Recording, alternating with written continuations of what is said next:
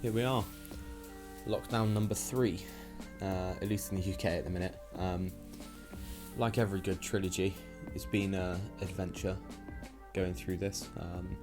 Nearly at the year anniversary now of the first one, so that's crazy to think about, I guess.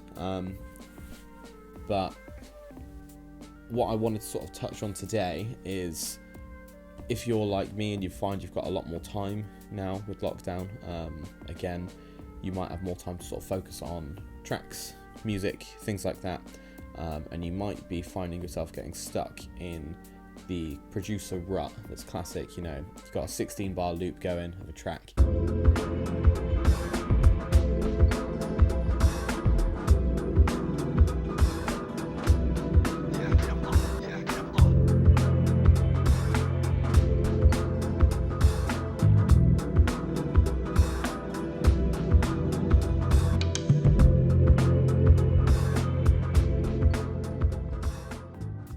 And you just don't know where to take it next.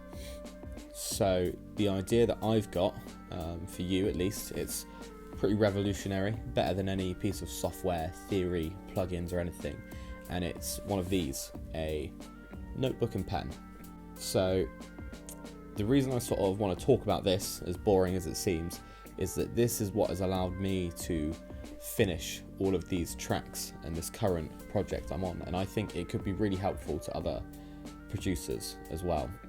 The idea is, when you are working on your track and you find yourself getting to that point of sort of burnout, slow down, stuff like that, I find that if I pull out the notebook and I write down all of my ideas of sort of where the track's going to go, what I want to do potentially next, change up if I'm finding, you know, this bit's too boomy or there's a harsh frequency, I'm going to write it all down, because what I find I would do before is I would obsess over one thing. I'd notice like 4 or 5 things in one go, and then I'd obsess because the snare had a harsh frequency somewhere. 6.5 hours later. And then by the time I finished it, I'd forget everything else I wanted to do, or I wouldn't quite know. Whereas I find being able to get hyper-focused like this, on specific points and work through that list is great. It also makes me just more efficient than sort of faffing around on a track, I guess, for like an hour, not really doing anything. Having like bullet points of what is the next thing that I'm going to be doing is kind of how I'm able to push through and get a lot of work done in a short space of time.